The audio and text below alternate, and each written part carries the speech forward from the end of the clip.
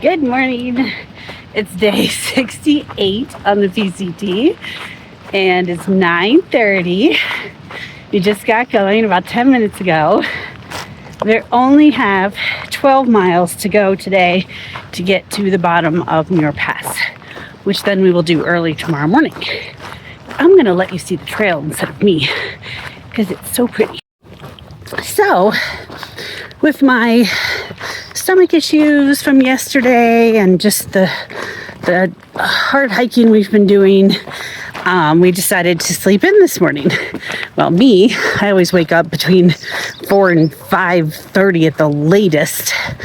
So I laid around for a while. 5:30 I got up to go to the bathroom and then rolled my feet out a little bit and then just got back in bed to, just lay there for a few minutes before I got up. And the next thing I knew, it was 7:48. What the? I couldn't believe it. I don't think I've ever slept that late on trail.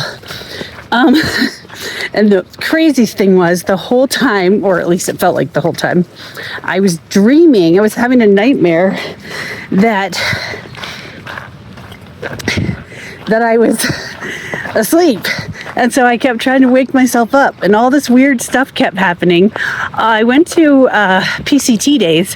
Apparently it was at the junction of the Appalachian Trail and the Pacific Crest Trail, which doesn't exist, in case you don't know. They're on opposite sides of the country.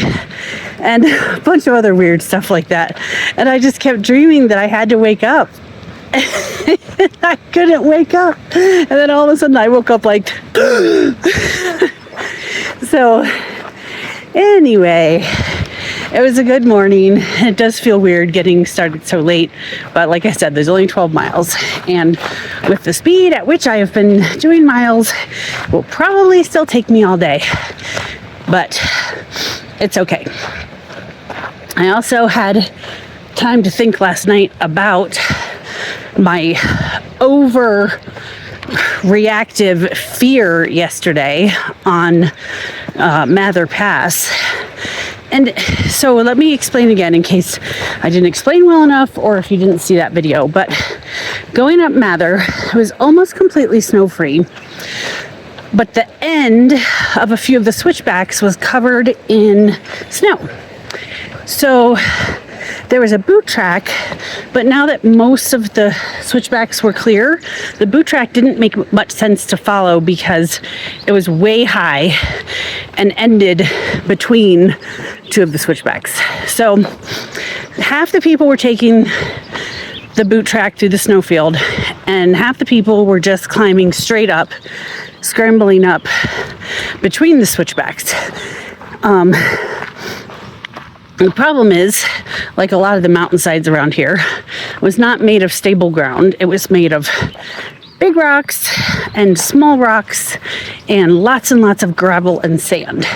So we decided to go up that way.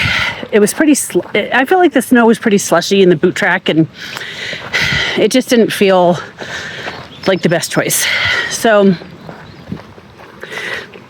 we went up between the switchbacks and scrambled up. My hiking partner went up, no problem. Oh, pertinent point. Right before we did this, I watched a friend's bear canister fly off their pack and halfway down a steep, rocky field of rocks. Anyway, it fell down the mountain. It actually didn't go far considering it was a round bear canister, but that was pretty adrenaline producing. And then watching them go down and get it and come back up through these rocks, which also were not stable and seemed pretty dangerous. That was also adrenaline producing. So I kind of was already in fight or flight. So then I went out on this snowfield and it was pretty slushy. So I came back. That was a little, nerve-wracking. I've done worse. And then we had to climb up these switchbacks. I was scared because anywhere, I'm used to climbing rocks. I'm not what you'd call a rock climber, but I've done quite a bit of rock climbing. And I like clambering around on rocks. So I'm no stranger to that. But I'm always taught 3 solid points of contact. You don't just put your foot on something unstable and expect that's going to hold you. But that's what you had to do because there was nothing stable. So you just had to go fast and hope that you climbed faster than the ground beneath you slid down. And it was, to me, terrifying. So I finished the first one. I thought, okay, I didn't die. That was scary. And I was fighting back tears, which is unlike me.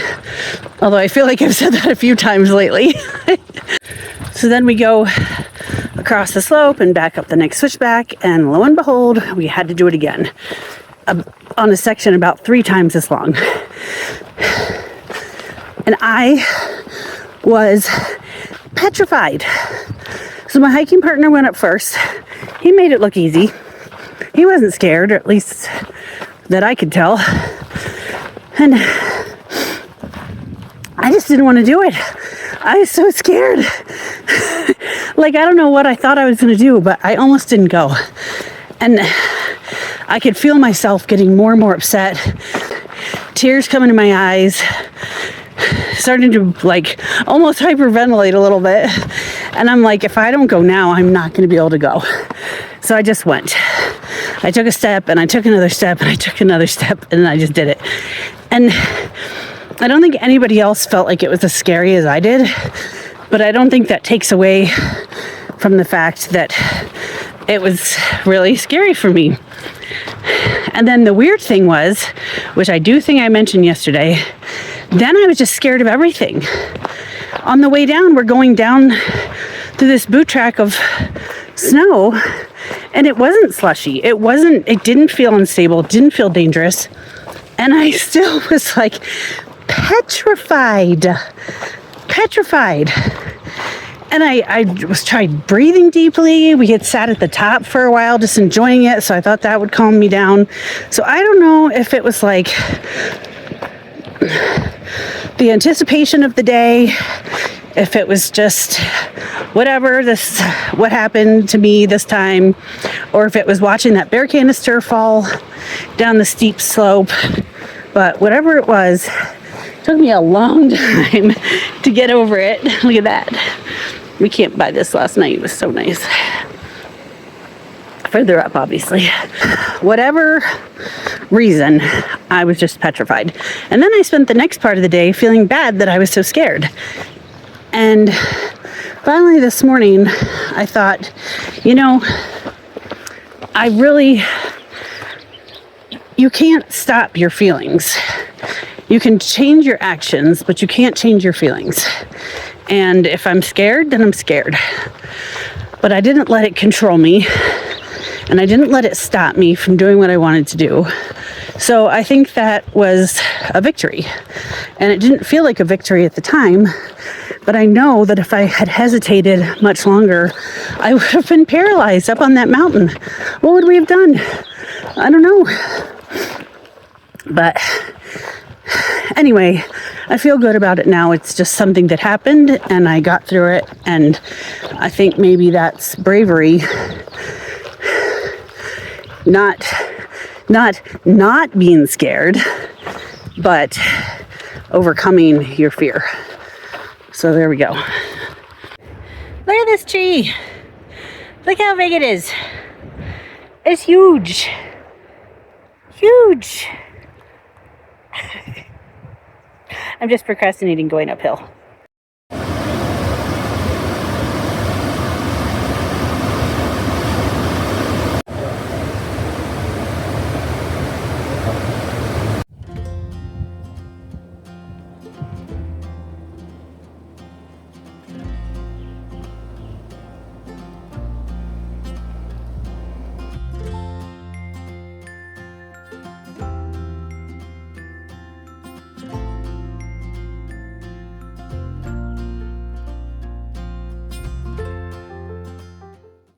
I just realized that Today is day 69, not day 68.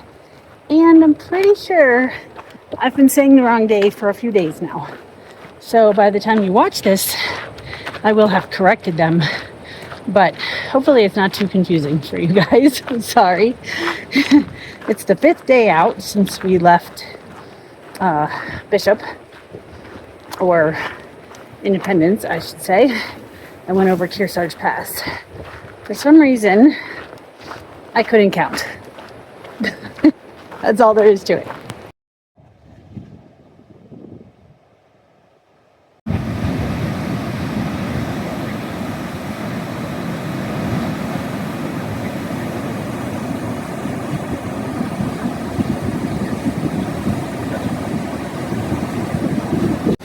Well, this is a nice bridge.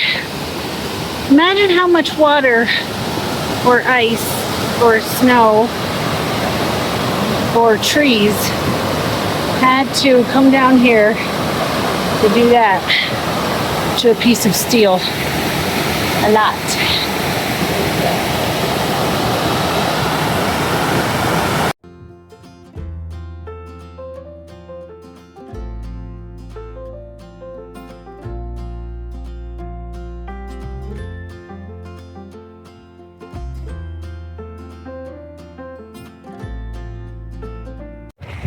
We had lunch at the ranger station. I always forget to document lunch in some way, but it's usually pretty boring. Today, however, I had a pepperoni tortilla. Oh, it was so good. Tons of pepperoni too, with hot mustard, and oh, it was so good. And I was still hungry afterwards. I don't know why, but I was, and so I had a thing of, what is it, Kodiak protein oatmeal, and then one of my energy drinks on top of that to get me through the next 2,500 feet of ascent for the rest of the day. So it's about 1. We got about 5.5 or 6 miles left, so hopefully we'll get there. I mean, theoretically it should be 4, but I'm guessing 5 or 6, depending how rough this is up here. 2,500 isn't too much over that many miles, so I don't think it'll be too bad. Alrighty, beautiful, beautiful hike. This is my view from the trail at the moment. Most of the day I've been looking at the torrential cataract of the river. I think that's the middle fork of the King River still. And I mean, the water is blue. It's so awesome looking. So, and then we've had a lot of forest and so many flowers and a little bit of rock walking on top of some big granite slabs. It's been a lot of really nice variation.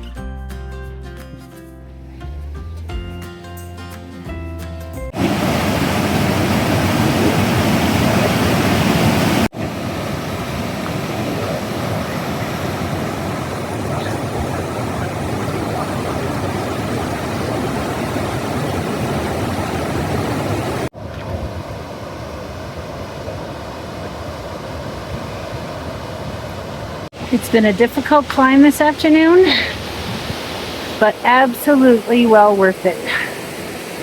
And I know it's only going to get better. Look at that.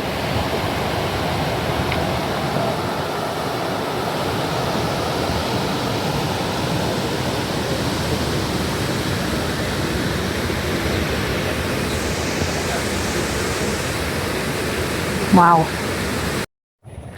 Back at 10,000 feet. So you're not allowed to have fires above 10,000 feet.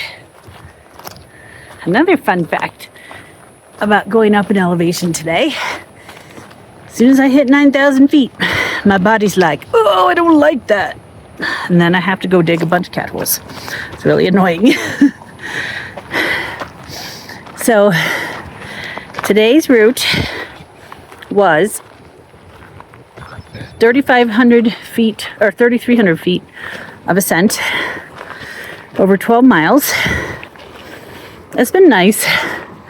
This last section has been challenging and more exposed, and it's pretty warm, so it's kind of annoying too, but it's been fine. Just took a 10-minute rest. Got 2.5 miles more to go till we get to the campsite that is before Muir Pass. And then tomorrow morning early, we will conquer Muir Pass. All right.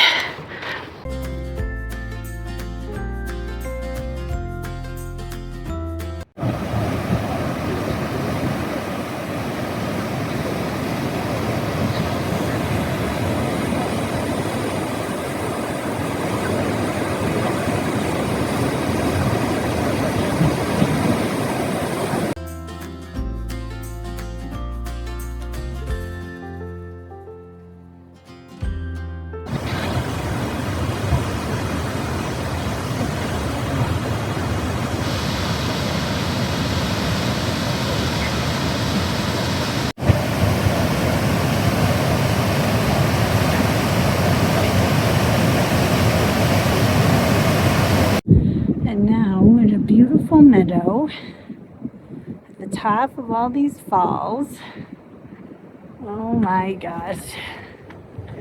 I just saw a bunch of JMT hikers going Sobo. Talked to them. Sorry, this is so shaky. I'm tired. But they were all so excited about how beautiful it was. It's just amazing. Wow. But I should probably put my phone away and make some progress. I don't know how far there is to go, but I think it's still a couple miles.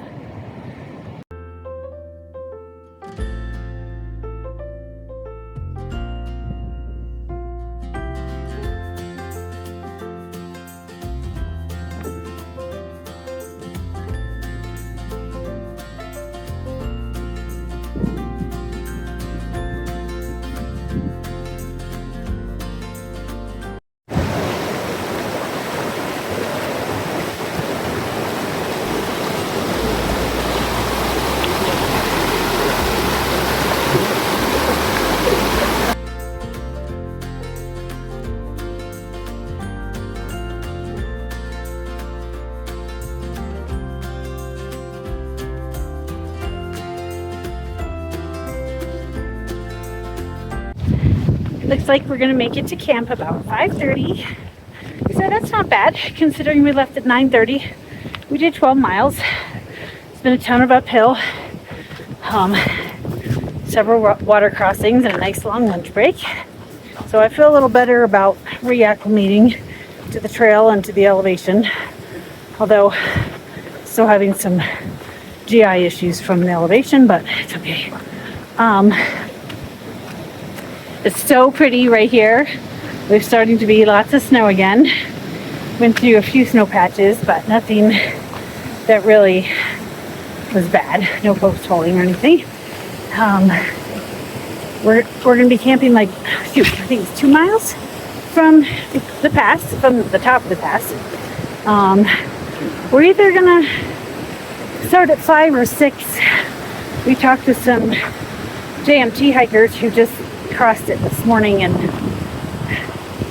they went over at 8:30 and felt like it was okay snow wise. Of course, there's going to be more snow on the north side, so whatever, somewhere around 6 I think should be good.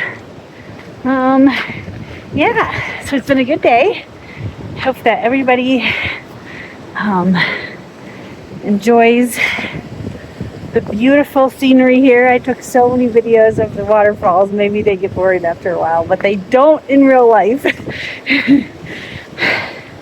Anyway, thanks for watching. We'll see you tomorrow on day 70.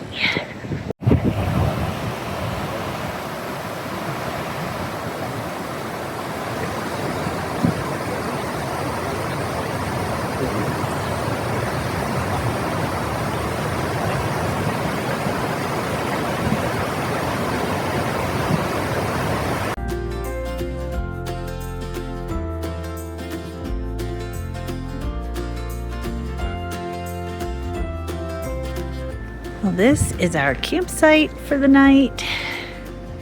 It is beautiful. We're about a mile, or 2 miles, sorry, from the pass. And we had a scrumptious dinner of 2 peak refuel meals that we shared. I didn't eat them all myself. And now here we are. And it's time for bed. So good night. And once again, thanks for watching.